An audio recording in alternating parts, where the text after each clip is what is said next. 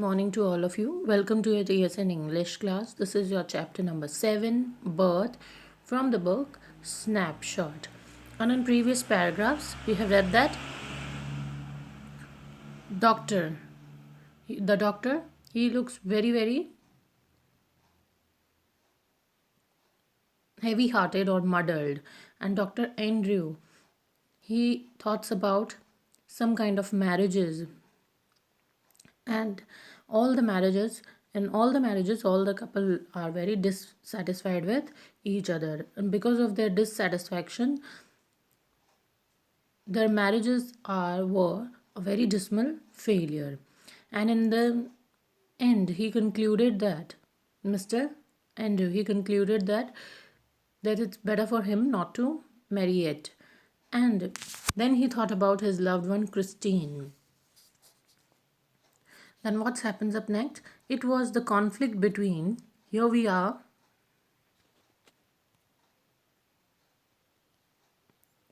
it was the conflict between this his level doubting mind and his overflowing heart which left him resentful and confused.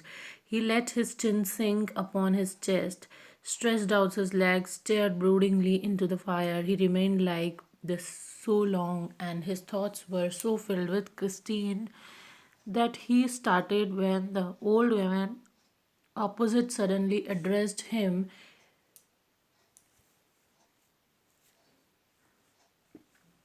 Her meditation had pursued a different course. So, here in these lines, mister और doctor Andrew जो हैं वो बहुत ज़्यादा सोचे जा रहे थे, एंड जो भी वो सोच रहे थे उसमें वो बहुत ही कॉन्फ्लिक्ट सा फील कर रहे थे, because his heart is very overflowing with some kind of conflicts. और वो इस कदर कॉन्फ्लिक्ट में थे कि वो किसी कंक्लूजन पे नहीं पहुंच पा रहा था पूरी तरह। And he is some kind of resentful and confused. वो बहुत ज़्यादा विचलित था और कंफ्यूज था। और ऐसा सोचते सोचते उसकी जो फिजिकल स्टेज है, now here in the last three line the narrator is trying to describe his physical condition, कि उसकी जो चिन है वो उसकी चेस्ट पर आकर लग गई। उसने अपनी लेग्स को स्ट्रेच किया, and then again he is in the stage where he filled with thoughts of Christine, और फिर से वो क्रिस्टीन के बारे में सोचने लगा। ऐसा जो डॉक्टर एंड्रयू हैं वो काफ़ी बार करते रहे। Then what happen, he stared when the old women opposite suddenly addressed him. वो डॉक्टर जो है एंड्रयू, जो वो अपने थॉट्स में खोए हुए थे क्रिस्टीन के और वो मैरिजेस के बारे में, देन सडनली जो ओल्ड वुमेन है उसने डॉक्टर को, she suddenly addressed him, she called her the doctor, and her meditation had pursued a different course, because जो उस लेडी का ध्यान है वो बिल्कुल अलग दिशा में था। एंड डॉक्टर एंड्रयू जो है वो थोड़े से घबरा गए। Let's start with page number 67. Suzanne said not to give her chloroform if it would harm the baby. She awful set upon this child. Dr. Bash, her old eyes warmed at sudden thought. She added a low tone, we all are, I fancy. So here जो सूजन है उसने कहा था कि जो chloroform है वो दिया जाए। किसे? वाइफ को। जो लेडी डिलीवरी पेन में थी या डिलीवरी के लिए रेडी थी उसे क्लोरोफॉर्म दिया जाए। देन व्हाट हैपन, लेकिन वो साथ ही साथ यही भी सोच रहे थे कि कहीं इस क्लोरोफॉर्म से बच्चे को नुकसान ना पहुंचे। So here he she is like कि जो डॉक्टर है वो जो है उसकी आइज़ में अचानक ये बात आई कि कहीं क्लोरोफॉर्म से माँ को और बच्चे को नुकसान ना पहुंचे, but at the same time Susan भी इसी बारे में सोच रही थी। and her voice is like she added in a low voice, so her voice is very low. And उसने ये कहा, A V all are I fancy, कि हम सभी चाहते हैं कि जो बेबी है और जो मदर है वो दोनों ही स्वस्थ या सुरक्षित पैदा हो. He collected himself with an effort. Then doctor ने खुद को कुछ एफर्ट्स लगा के वापस से रेडी किया. It won't do any harm the anaesthetic, he said kindly. Doctor ने कहा कि अगर हम उसे एनेस्थेटिक देते हैं तो माँ और बच्चे को ज़्यादा हार्म नहीं होगा. They all be all right. And जो माँ और बच्चा है, after some time both of them will be all right, because anaesthesia if it gives in a particular quantity then it won't harm. Here the nurse's voice was hard, calling from the top landing. Andrew glanced at the clock, which now showed 3:30. He rose and went up to the bedroom. He perceived that he might now begin his work. So here ये सब कुछ हो ही रहा था. Here the nurse voice was heard calling from the top landing. तो doctor को ऊपर से नर्स के बुलाने की आवाज़ आई. And then Andrew looked at the watch. जब उसने वॉच में देखा तो अभी 3:30 या 3:30 बजे रहे थे. एंड डॉक्टर एंड्रयू उठे एंड कहाँ चले गए, which now showed 3:30. He rose went up to the bedroom. वो बेडरूम में चले गए. He perceived that he might now begin his work. Doctor को ऐसा लगा कि अब उन्हें अपना वर्क स्टार्ट कर देना चाहिए और अब या फिर डॉक्टर की ज़रूरत है. An hour elapsed. It was long, harsh struggle. Then, as the first streaks of dawn strayed past the broken edges of the blind, the child was born lifeless. And after 1 hour, एक बहुत ही long और बहुत ही ज़्यादा लंबा are था ये उनके लिए, because the mother and the child both are doing some kind of harsh struggle और both are suffering from the pain. Then here narrator is describing that कि जब उसे सामने वाले कर्टन से, फटे हुए कर्टन के किनारों से जो सुबह की पहली स्टार्टिंग वाली जो रेज आती है, सन रेज, वो आ रही थी, तो बच्चे का जन्म हुआ. The child was born but lifeless. So here the word which is written separately from the child was born. Child was born exactly in early morning, but the child is lifeless. As he gazed at the still form, of a shiver of horror passed over Andrew. After all that he had promised, his face heated with his own exertion chilled suddenly. He hesitated, torn between his desire to attempt resuscitate. He hesitated, torn between towards the mother, who was herself in disparate state. The dilemma was so urgent he did not solve it consciously, blindly, instinctively. He gave the child to the nurse and turned his attention to Suzanne Morgan, who now lay collapsed, almost pulseless, not yet out of either.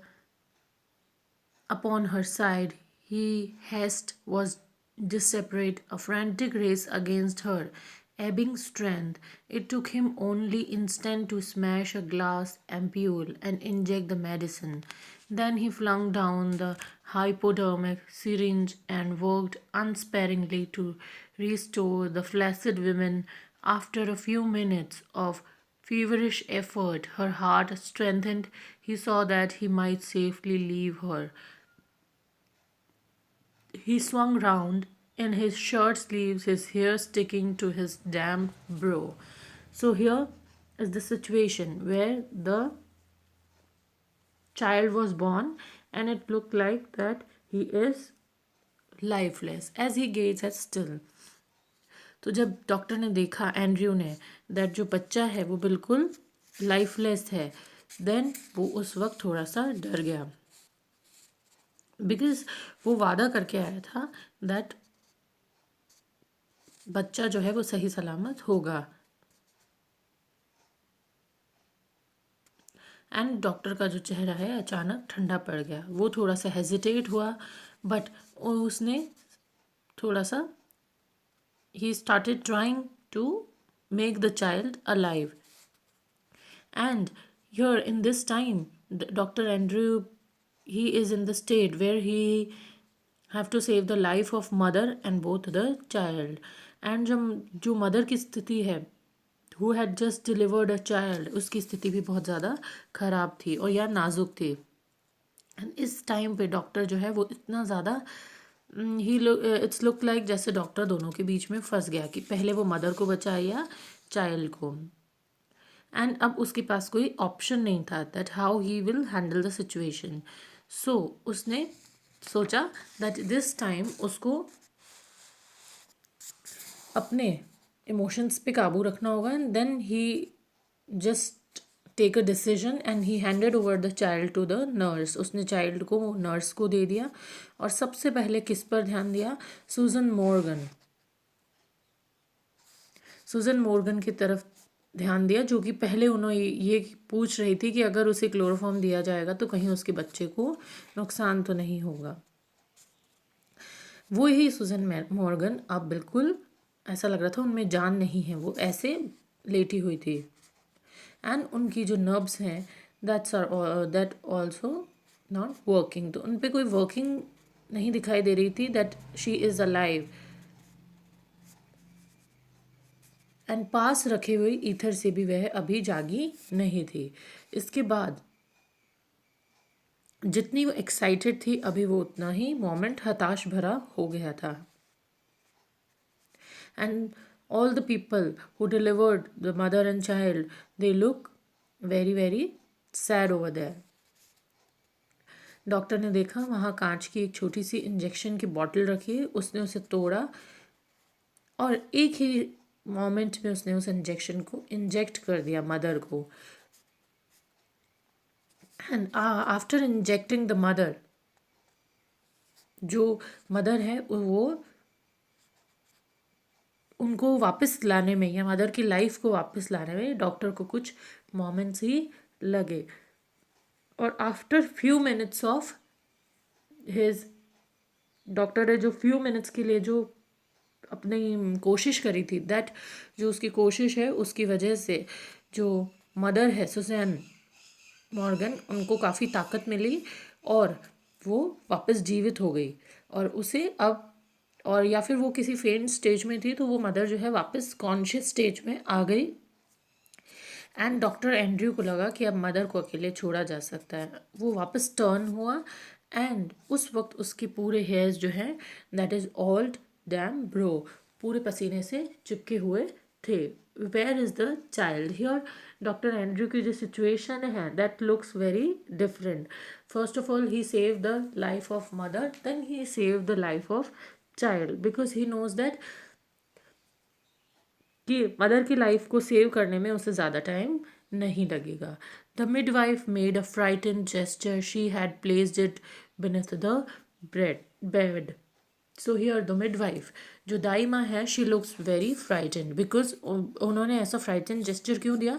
Because she thought that the child is lifeless, that is why she put the child under the bed, इसलिए उसने child को bed के नीचे रख दिया। इन flash Andrew knelt down, एक second के लिए जो डॉक्टर एंड्रू हैं वो नीचे झुके, उन्होंने बच्चे को लिया। Fishing amongst the sodden newspaper below the bed, उन्होंने न्यूज़पेपर्स रखे थे बेड के नीचे, उसके बीच में बच्चों को ढूंढा और बाहर निकाला। ही pulled out the child, a boy perfectly formed, जो बच्चा है वो परफेक्टली फॉर्म नज़र आ रहा था। The limp warm body was white and soft as tallow, उसकी लिम और जो वाइट बॉडी है वो एकदम सॉफ्ट लग रही थी। It's look like that the child is look like a tallow. या फिर वो एक बिल्कुल ही, tallow means a piece of fat, so the child looks like a piece of fat, huge piece of fat here. And the cord hastily slashed ले like a broken stem, और जो बच्चे की एम्बिलिकल कॉर्ड है वो ऐसा लग रहा था जैसे ब्रोकन स्टेम की जैसे वहीं पर पड़ी हुई है. The skin was a lovely texture, smooth and tender, and the skin of the child is smooth and tender at that time. The head लॉल्ड on the thin neck, the limbs seemed boneless. उस बच्चे का sir है वो ऐसा लग रहा था जैसे उसकी पतली सी गर्दन से नीचे की तरफ आ रहा है, because this time the child looks lifeless and the limbs seem boneless, और ऐसा लग रहा था जैसे उसके बॉडी की जितनी भी हड्डियां हैं वो सारी लाइफलेस है. Then what's happen here? So basically in this paragraph we have read that the first of all Dr. Andrew tries to save the life of the mother, and then he saved the life of the child. So he's trying to save the life of the child here.